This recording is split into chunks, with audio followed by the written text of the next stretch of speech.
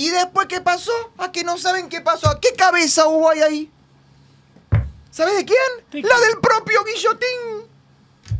O sea, él murió Con su invento. con su invento, porque el poder es permanente. Lo que cambia es los actores. Lo que cambian son las orientaciones. Entonces, cuando la taba se le dio vuelta y vinieron los nuevos buenos, porque siempre viste que hay unos nuevos buenos. Los buenos de hoy pasan a ser los malos del mañana y viene uno nuevo que corre al... Yo le pregunté a Álvaro hace unos días, le digo, estábamos charlando, ¿importa lo que opinen los artistas, entre grandes comillas artistas, porque yo no puedo al enuco S.B. Dillon llamarlo artista, pero ¿importan las opiniones de los artistas en la opinión pública? Pasó con Donald Trump, un montón del progresismo y la izquierda todo Hollywood, multimillonaria claro. Todo Hollywood. de Hollywood diciendo no lo voten al tipo y la gente dijo sí, lo voy a votar. Entonces, importa que los artistas hablen de política y hoy no solo vamos a hablar de estos pseudos artistas, sino que vamos a hablar de artistas en serio.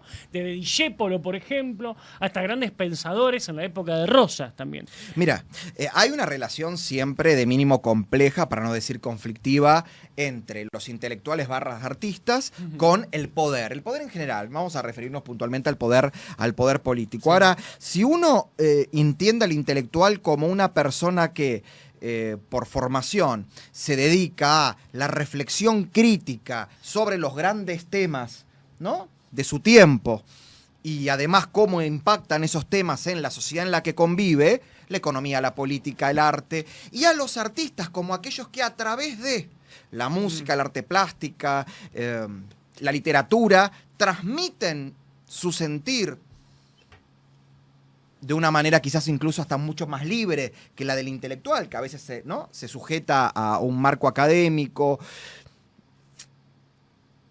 Uno tendría que decir, bueno, el espíritu crítico, el espíritu libre del intelectual y del artista es antitético e incompatible con el poder per se, porque el poder implica un alineamiento a una jerarquía donde uno cumple las órdenes de tus superiores. Claro, es como rockeritos bonitos, bañaditos y calladitos, haciendo alabanza a poderes políticos de turno, o haciendo militancia política. Digo, eso es una estrofa. Sí, digo. Pero es interesante porque no, pero digo, habla, ¿no? Si el rock es rebeldía y antisistema, ahí sí, hoy es un día viernes. Yo estoy tan Gerardo Sofovich, tan Gerardo Sofovich. Agua.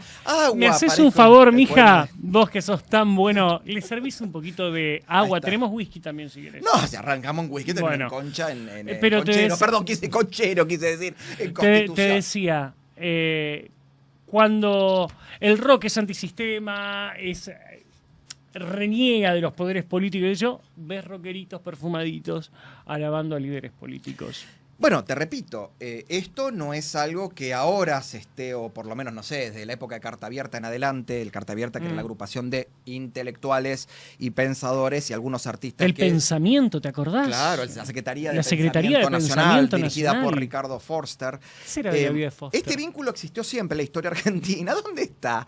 ¿Viste? Siempre existió. Lo que pasa es que, claro, tendríamos que discutir dos cuestiones. El rol de esos intelectuales y artistas en el pasado y su formación. Porque si vamos al pasado argentino, tenemos la generación del 37 con unos nombrecitas. ¿Qué sé yo? Domingo Faustino Sarmiento, Juan María Gutiérrez, Juan Bautista Alberdi, Rivera Indarte, Esteban Echeverría, unos aquí que los conocía ni Cristo. Tienen nombre en las calles porque, viste, había que llenar las calles. Además, hombres que eran bueno, no existía la ciencia política formal, ¿no?, como la entendemos ahora, pero hombres del derecho, de la ciencia política, de la filosofía, que a su vez eran ensayistas, algunos fueron novelistas, y luego decidieron dar el paso a la función pública, en un momento de organización nacional. Yo te traje un caso que quiero que debatamos, que me parece, yo lo hablé en una editorial en algún momento, obviamente no por el talento ni por nada, que espero que la gente del otro lado entienda, porque muchas veces a mucha gente hay que explicarle todo como con palotes en la escuela. A Enrique Santo Discépolo, en un momento determinado, él se convirtió en un ferviente defensor del peronismo, tanto es así que cuando escribía los guiones y hacía el personaje que ahora no me sale... Mordisquito. La secretaría le decían esto sí, esto no, pero él se convirtió en un defensor del peronismo. Más que muchos peronistas, y eso hay que decirlo. Él creía en eso.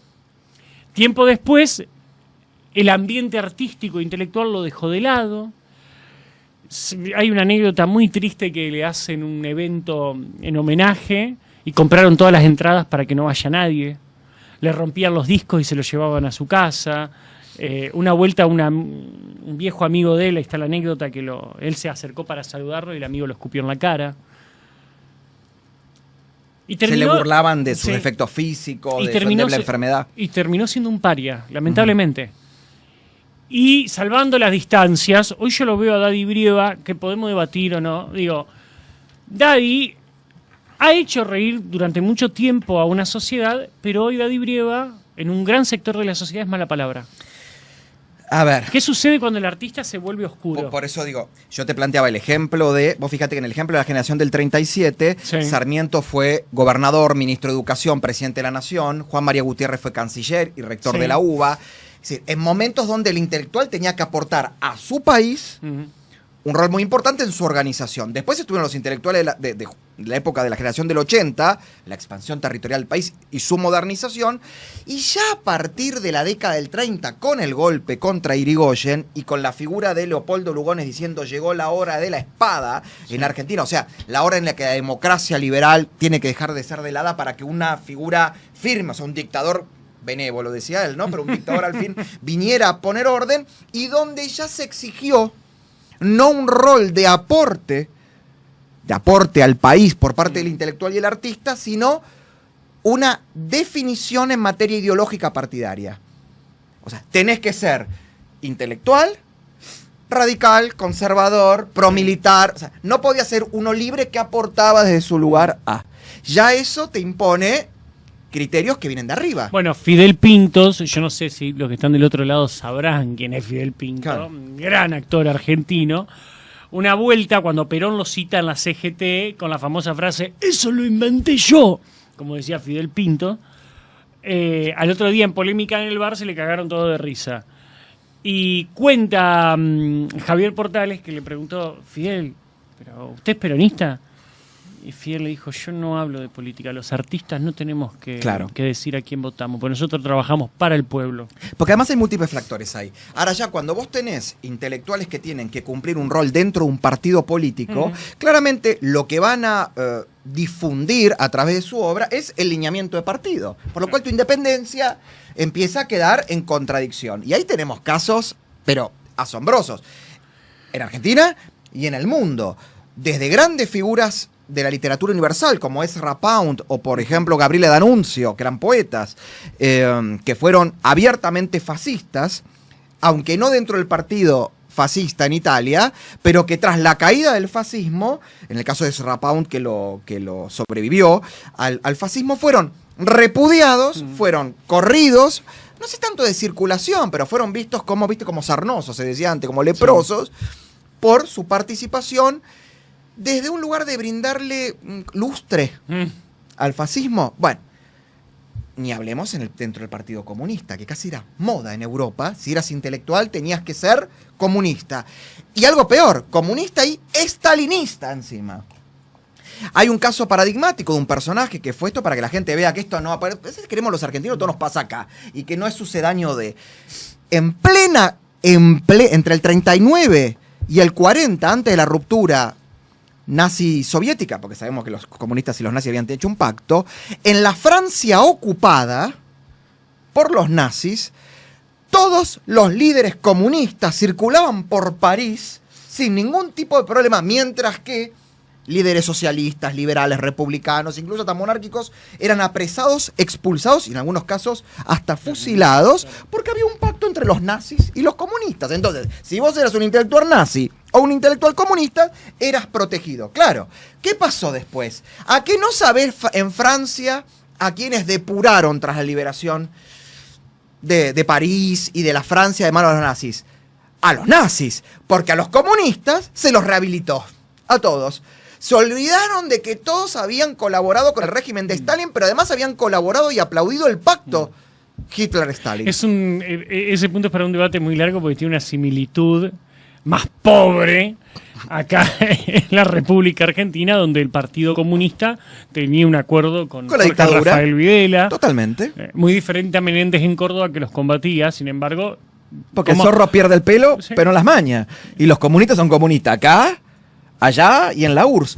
Y yendo ahí a lo que vos me decías de Discépolo, que me parece que es importante, por supuesto que el ostracismo es algo espantoso. Ahora, recordemos que decía él en radio y en cadena nacional, Discépolo, que es, ¿no? Si tú siembras, ¿no? Si tú siembras tormentas, cosecharás tempestades. Entonces yo estoy en la radio todos los días, 24 horas, diciendo, burlándome de Borges, burlándome de los actores que se tuvieron que exiliar porque no eran peronistas, burlándome de Victorio Campo, Ni de Nini Marshall, Marshall. de Victorio Campo, de vieja gorda que no sé qué, y, con mordisquito, claro, vos estás alimentando que cuando se corra, o mejor dicho, se dé vuelta la taba, los otros no van a venir. Y hay una escena extraordinaria de la película de Eva Perón, de Esther Goris, donde Esther Goris Qué bien que actúa Esther Goris en esa película. su lecho moribundo tiene un diálogo con un actor que hace Discépolo que es impresionante, y le dice, ¿y qué querés, pibe? Porque él va con lo que decís vos, con los discos rotos, y dice, ¿qué querés, pibe? Y vos nos pusimos en contra a sus ídolos de barro, de la oligarquía, todo. Y dice, pero señora, yo creí que la democracia, dice, acá la democracia, y se evita, acá la democracia es que se diga lo que dice Perón. Y él le dice, pero señora, entonces, lo que nos va a venir después. Y claro, porque es una dialéctica. Si yo en este momento a vos te doy un sopapo, uno, después de un sopapo te doy una piña, y después de una piña te clavo un puñal. Si vos tenés un arma me vas a tirar un tiro.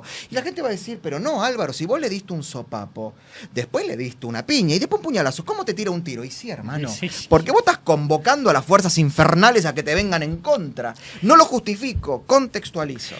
Y hablando de artistas... Hoy parezco Estás hermoso. Norma Pla. Che, escuchá. No sé por qué Norma Kennedy. Ahí Dicho hay Norma. una anécdota, a mí me gusta mucho que comentemos, porque la gente acá, la mayoría no lee, y las que leen tienen problema de memoria y no se recuerdan lo que hicieron la semana pasada. Entonces, Estás bueno, bravo con tu audiencia. no, con mi audiencia no, con un gran sector de la sociedad sí, cada vez no, descreo, estoy muy Sebrelli, cada vez confío ¿Sabes qué menos decía en Sebrelli la de eso? gente. Yo no quiero vender tanto. Decía, ojalá que dice, un 10% de todos los que me compran, y de ese 10%, otro 10% espero que me lea. Y de ese 10% que logré que me lea, espero que otro 10% me comprenda, decía. Que eso, te mandamos un saludo Sí. donde estés. Perdón, te interrumpí, pero me hiciste No, acordar que es muy sebreliano, Y bueno, y con los actores y los No, artistas pero lo quiero mismo, que ¿no? hablemos de una anécdota. A mí me encanta cuando Álvaro cuenta las anécdotas de las grandes vedettes de la República Argentina y las historias que se han olvidado. El caso que quiere contar. que- No, sí. ¿él está bajando? No. Ah, No. pensé que era demasiado fuerte esa. Contame.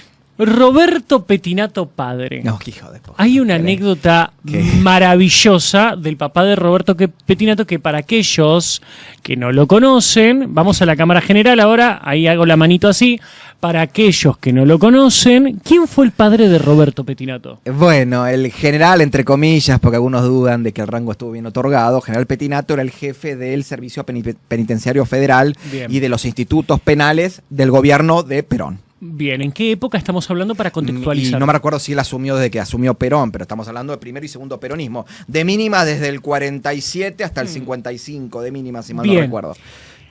Repito, El- jefe del servicio penitenciario y de los institutos penales. Bien, y cuando estamos hablando de estos institutos y del servicio penitenciario, no tenían detenidos solo a malvivientes en esa época. No, esos los tenían en el Congreso, en el bloque del Claro. justicialismo. Los tenían a todos como diputados, que había uno que decía, un diputado muy famoso que pidió la palabra, ¿no? Porque eran, imagínate todos pensando que iba a ser Cicerón el que iba a hablar. Y dice, acá hay que dejar bien claro que la huelga es cosa de macho. Y la verdad, si no sos peronista, no sos macho. En el Congreso de la Nación lo tenemos en los diarios de sesiones. ¿Te imaginas? Y nos quejamos de estaba esta yo- época. Si estaba yo, le digo, que eres un puto malo, me levanté, le daba un zapatazo así, con un taco así, agujas y nada, nos tenemos que reír para no llorar. Pero- Porque es todo tristísimo que se repite, o sea, pasamos de señora Saracho No, porque no es que estamos ahora Pero que no tenemos... cambiamos, es lo no, mismo. Lo que pasa es que Las chicas antes. también se quieren ir. No, pero lo que pasa es que antes la gente se vestía mejor. Es simplemente eso. No, y pero se bañaba. y se bañaba. Se bañaba, se depilaba, las mujeres antes. Ahora parece que no. Bueno, podemos Pero volvemos. proseguir, por favor. Bueno, vos querés hablar de petinato. Sí, quiero hablar de petinato porque en esos servicios penitenciarios estaban detenidos críticos al peronismo. Pero no me digas. Mira, te voy a contar algo. Hoy la gente camina y deambula por la ciudad autónoma de Buenos Aires al ritmo de Chano y Tambiónica. Y llega, por ejemplo, a las inmediaciones de Coronel Díaz y Avenida Las Heras y se encuentra con un hermoso parque divino, muy chic, muy del estilo, ¿no? De los que hemos votado a Mauricio durante años. Y dice, ay, qué lindo todo este verde, ¿no? Este pulmón verde acá. Y no recuerdan que en esa zona había una cárcel. La famosa cárcel de Parque Las Heras, hoy se le llama así, ¿no? Y curiosamente ahí había una oficina que utilizaba el general Petinato como su centro de operaciones y tenía un departamentito. El bulín de la calle Ayacucho, que en mis tiempos de rana alquilaba. Ay, me siento como... El bulín que la barra buscaba. ¿Cómo era la mujer de Homero Mansi para... Nelly Omar. Me siento Nelly Omar.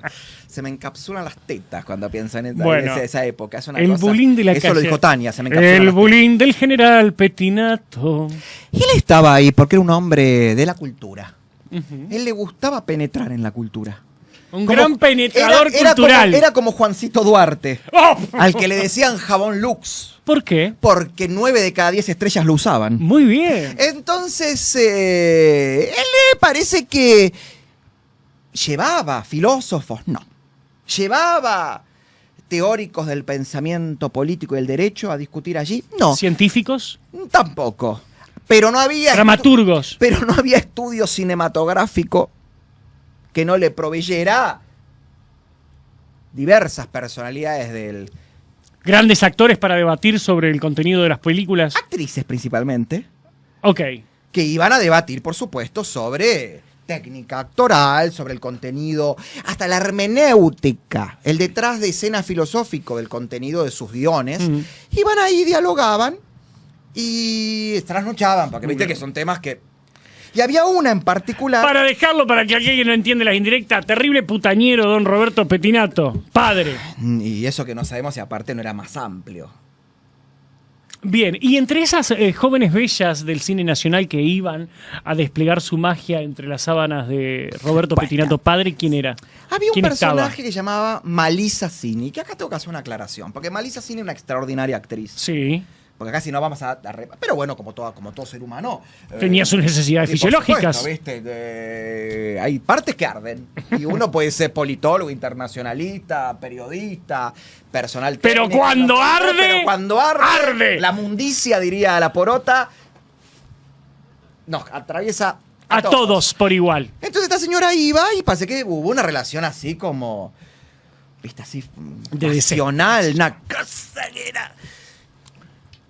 Pero esta mujer Pero, perdón. tenía una cualidad también. Hasta ahí no habría ningún problema. No, perfecto. Sería la persona que, no sé, que mire, Ujú. está llegando la policía en este momento. Sí.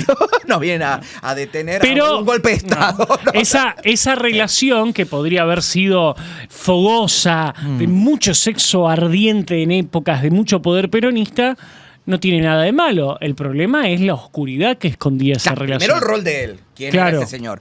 Y el rol también de ella, porque además de haber sido una eximia actriz, principalmente de teatro y teatro dramático, incluso ha sido famosa, en ese momento era famosa por haber interpretado los clásicos griegos.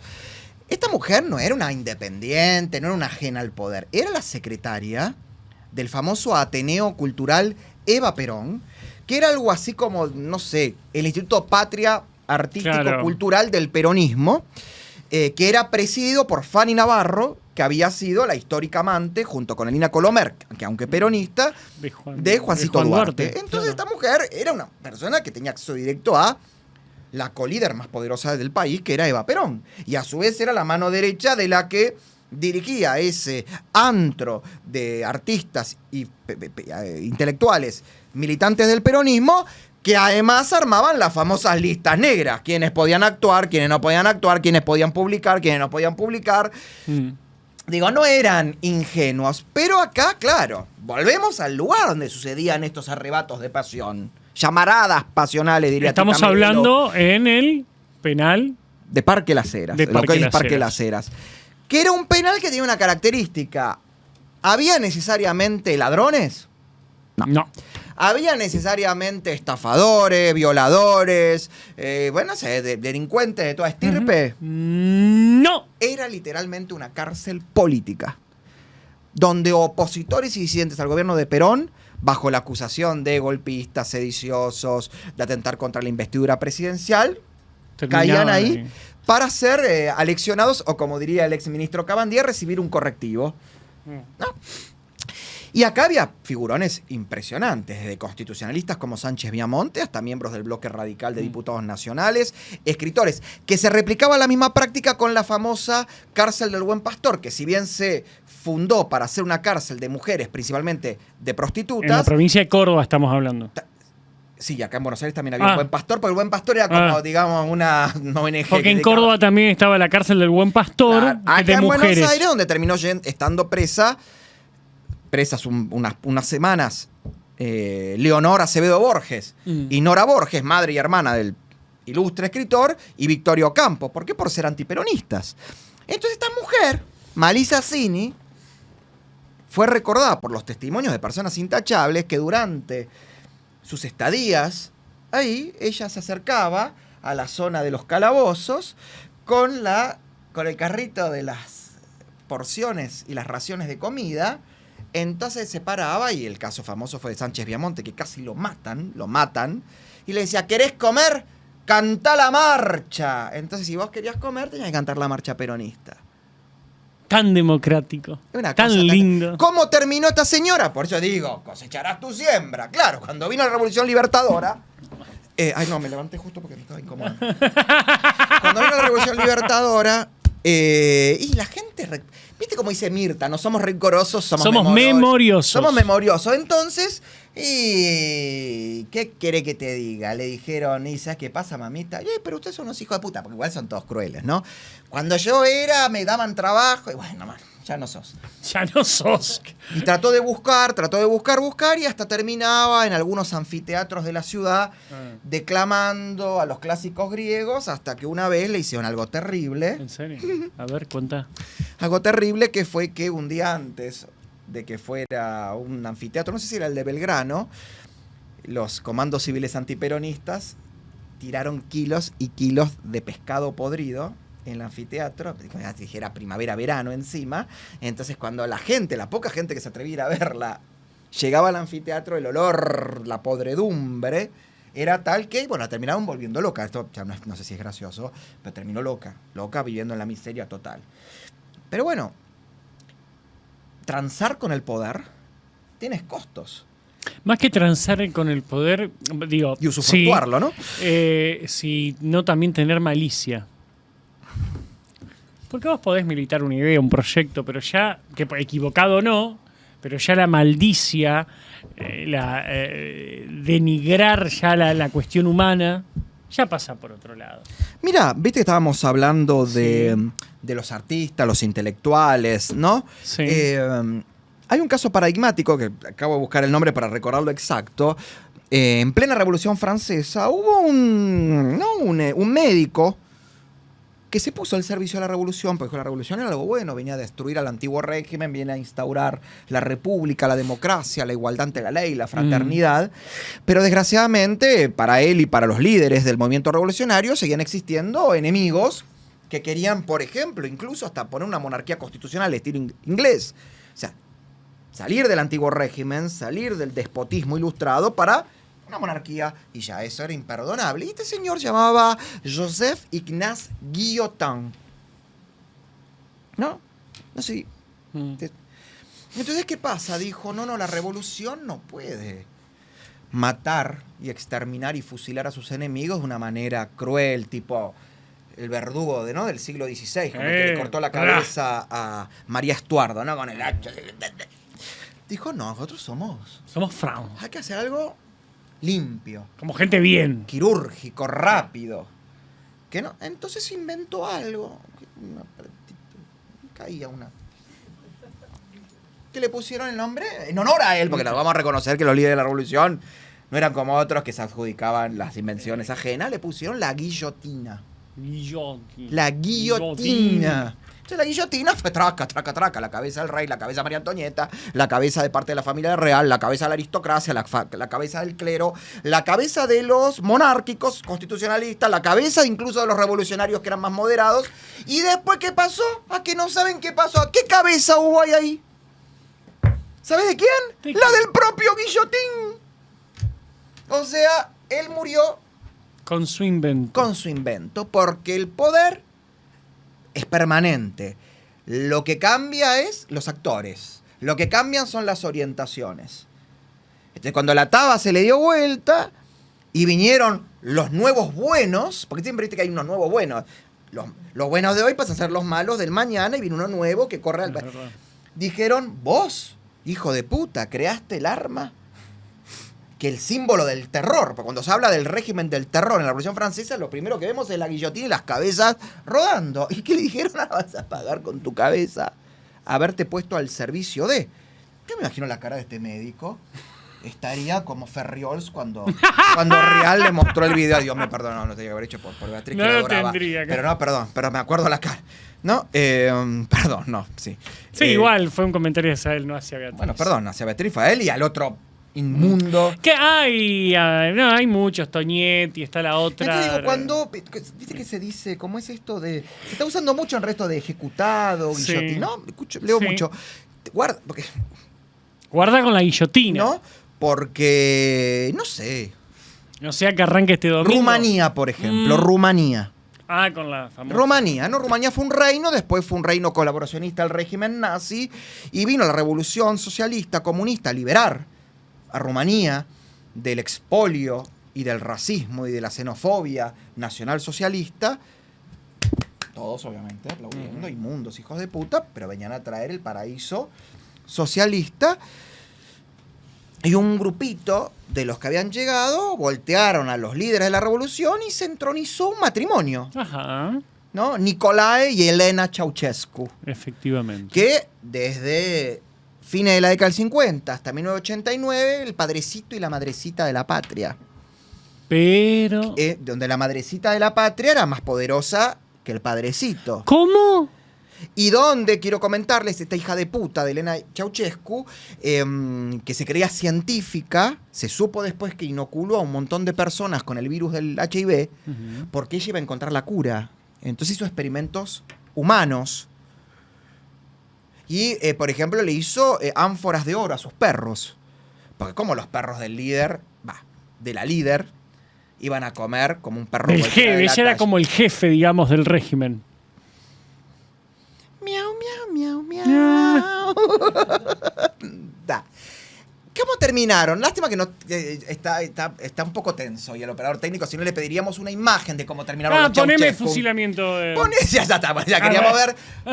Pone una fotito cómo terminaron los Ceausescu cuando vinieron los buenos nuevos. Claro. De la revolución que liberó de la otra revolución.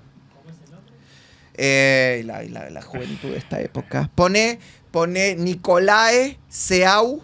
Y ya te va a aparecer. Te va a aparecer Ceausescu. Y pone fusilamiento, ¿no? Y te va a aparecer una foto maravillosa, casi idílica, más acordar así como...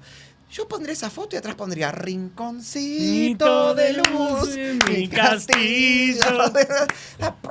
Así. Y encima ya, pará, ¿sabes qué fue lo curioso de ese fusilamiento? Si no, lástima que no hay un video corto, porque son medio largos. No, pero no le va a dar el tiempo. ¿Sabes qué fue lo curioso? Que cuando le hacen el juicio sumario a los dos, él estaba así, medio Ceausescu, y ella decía, ¿cómo se atreven? Si yo soy yo, ustedes son mis hijos. O sea, no, ni hasta ahí. Porque lo peor que te puede pasar cuando además te autoconvences de la mentira. Cuando vos te autoconvences que sos líder, genio. Jefe. ¿Cómo se llama? Omnisciente, omnipresente, omnipotente, que nunca te equivocas en nada y que encima estás tocado, bueno, por la varita del dios del comunismo. Y a veces cuando hablan de hombre gris, de Dios, de no sé así qué. terminan, como vamos a ver ahora cuando aparezca la imagen. La tenemos. Y alrededor de los Ceausescu, Ceausescu, como pasó alrededor de... Mirá qué lindos que quedaron. Qué linda. Ahí está, mirá. No, les dieron ahí un... El famoso lo mandaron a pintar la casa. O quedó como Traviata, Ujú.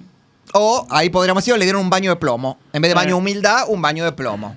Porque si también pasa algo, porque los pueblos también son bastante jodidos, si algo no caracteriza es la bondad del pueblo con sus antiguos líderes, ni la misericordia. Y esto pasó con los nazis, con los comunistas, con gobiernos democráticos, con gobiernos autoritarios, donde los serviles en algún momento, ni siquiera porque cambian los líderes, los mismos líderes se aburren. ¿Viste como el bufón? Que hay un momento que el bufón deja de generar risas. Para ir cerrando. Ay, qué lindo viernes hoy. Estamos en un nivel de esperanza. Para ir cerrando, ¿qué vas a hacer a la noche? ¿Tenés planes ya? Yo pensé que iba a estar mi compañera, me cagó mi compañera. Va a venir en un rato. Ah, pues yo estaba... Si querés, después salimos a cenar. Pero por supuesto, igual acá me dijeron que había... Trajeron una pizza acá los muchachos. Ah, Que pipsas. estoy Llegaron pensando las en dársela pipsas. porque están tan lentos hoy. ¿Cómo? Es el viernes, después del paro. Ahí el quedaron operador lentos. técnico se corta el pelito. Sí, está grandote, está haciendo fierro. ¿Estás haciendo fierro en serio? Sí. Te voy a comer la boca, que te voy a dejar, ¿sabes qué? Bueno, Álvaro, conclusión sobre el tema de los artistas, más allá del deseo, Sí. la conclusión sería... Dedíquense a lo suyo. Si quieren aportar al país, háganlos desde ahí. Háganlos de, por ejemplo, un escritor escribiendo una obra que además de tener una trama atrayente y atrapante, tenga un mensaje, tenga una conclusión que aporte. Si sos un artista plástico, que tus cuadros o que tus esculturas, además de transmitir lo que vos sentís en torno a, cuando uno lo vea, diga, mira la técnica, mira la maestría, porque eso puede, ¿no?, influir e incentivar a que jóvenes decidan volcarse al arte o incluso tener la noción del valor de lo que es ¿no?, la disciplina, el esfuerzo. Y si sos un intelectual que piensa la política, la economía, siempre pensás que tenés que estar al servicio de un bien mayor, que son los altos intereses de la democracia y su pueblo. Álvaro, muchísimas gracias. Te quiero, te adoro. Como la vaca al toro. Bien. Gracias a todos. Mirá qué dupla. Álvaro, senador, Prestofelipo, diputado. Bueno, seguimos así. Yo creo que por tanto decirlo nunca llegamos, pero No, te agradezco. algún día vamos a Algún hacer. día. O quizás, Sí, o quizás nos volvemos en lo que estamos criticando y después nos vienen a fusilar a nosotros. Pero ¿sabes qué? Qué bien que Qué la vamos a bien. pasar esos par de años. Chao. Gracias.